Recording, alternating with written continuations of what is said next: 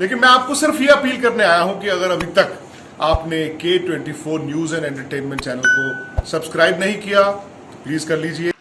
हमने चुनाव से पहले संकल्प लिया था, पता है ना सब लोगों को। मुझे डेट भी याद है, 12 फरवरी 2022 को हमने संकल्प लिया था कि उत्तराखंड हमारा जो है दो अंतर्राष्ट्रीय सीमाओं से लगा हुआ राज्य है। प्रत्येक परिवार से यहाँ सेना में कोई ना कोई है, कोई सेना में है, कोई अर्धसैनिक बलों में है। यहाँ पर ये देवभूमि है, यहाँ पर हमारा धर्म, संस्कृति और अध्यात्म का केंद्र है। यहाँ पर रहने वाले सभी के लिए, चाहे किसी धर्म का हो, किसी पंथ का हो, किसी समुदाय का हो। मुन्ना भाई साहब, आप तो उसके संविधान के भी विशेषज्ञ हो। तो हमने संकल्प लिया था, उत्तराखंड की देवतुल्य जनता के सामने हमने अपना संकल्प रखा था कि हम संकल्प लेते हैं कि हमारी नई सरकार बनेगी और नई सरकार के बनते ही, उसके शपथ ग्रहण होते ही हम सबसे पहले इसके लिए कमेटी का गठन करेंगे। और हमने सरकार के बनते ही सबसे पहले कोई काम किया तो हमने जो है कमेटी बैठाने का गठन लिया। हमारे सतपाल महाराज जी यहाँ पर बैठे हुए हैं, चंदन रामदास जी हैं, सौरभ बहुगुणा जी हैं, प्रेमचंद अग्रवाल जी हैं, सुबोध उनियाल जी हैं, धन सिंह रावत जी हैं, गणेश जोशी जी हैं, और कोई रह तो नहीं गया, रेखा जी, हाँ रेखा जी हैं। तो सब लोगों ने हमने एक सर्वसम्मति से कि नहीं, हम जो हमने संकल्प लिया है हमारी सरकार उसको जो है पूरा करेगी।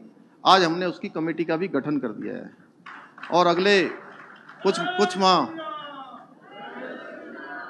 कुछ माह काम करने के बाद कमेटी ड्राफ्ट बनाएगी, सबसे बात करेगी, सारे हितधारकों से बात करेगी, जो जो भी उससे प्रभावित होने वाले हैं। और उसका मैं एक छोटा छोटा आकलन पढ़ रहा था कहीं, उस आकलन में आया है 20% मुकदमे कम हो जाएंगे।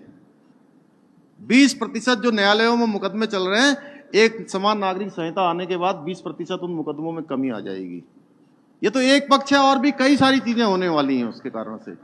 तो इसकी शुरुआत हमने करी है और उसकी शुरुआत करवाने का श्रेय आपको जाता है, उत्तराखंड की देवतुल्य जनता को जाता है, क्योंकि उत्तराखंड की देवतुल्य जनता ने हमें एक प्रचंड बहुमत दिया और हमने जो कहा उस पर उन्होंने मोहर लगाई और हम आगे बढ़ गए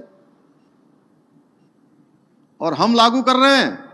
हम देश के अन्य राज्यों से भी अपेक्षा कर रहे हैं, हम उनसे भी अपेक्षा कर रहे हैं कि हमने लागू कर दिया है, आप भी अपने अपने प्रदेशों में इसको लागू करिए।